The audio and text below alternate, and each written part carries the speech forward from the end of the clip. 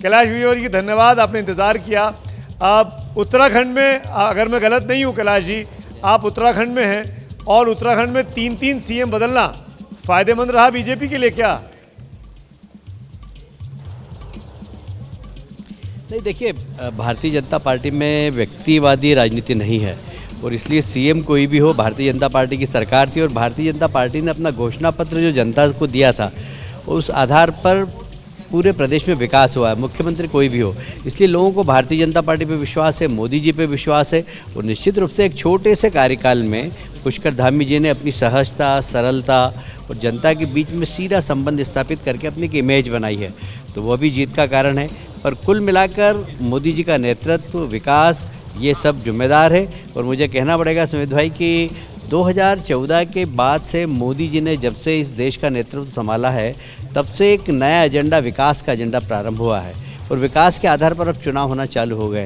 तो ये जो भारतीय जनता पार्टी की जीत है ये जातिवाद के खिलाफ है, परिवारवाद के खिलाफ है और तुष्टीकरण की नीति के खिलाफ है। मैं समझता हूँ कि ये जनता ने आशीर्वाद इसी बात के लिए दिया है और लेकिन कैलाश जी, ये जीत मोदी जी की जीत है, ये जीत भारतीय जनता पार्टी के कार्यकर्ताओं की। कैलाश जी, इस बात को भी समझाइए ज़रा, किसानों का बिल वापस ले लेना, उस बिल को लेकर माफ़ी मांग लेना, प्रधानमंत्री का ये जो कदम था, क्या ये सकारात्मक तौर पर लिया जनता ने? क्योंकि उत्तराखंड का भी बहुत बड़ा इलाका तराई में आता है और वहाँ पे किसान अच्छे खासे प्रोटेस्ट कर रहे थे, वहाँ के किसान।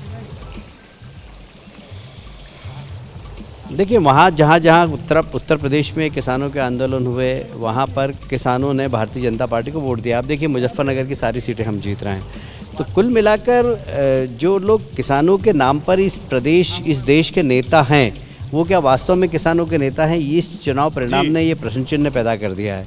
उन्होंने कहा था कि भारतीय जनता पार्टी के खिलाफ वोट दो, किसानों ने भारतीय जनता पार्टी के समर्थन में वोट दिया, तो वो किसानों के नेता है या नहीं, ये एक प्रश्न चिन्ह जरूर खड़ा हुआ है। और मैं समझता हूँ किसान यदि किसी के साथ हैं इस देश के अंदर तो देश के प्रधानमंत्री मोदी जी के साथ हैं, क्योंकि मोदी जी ने किसानों की आय बढ़ाने के लिए बहुत सारी योजनाएं लागू की है।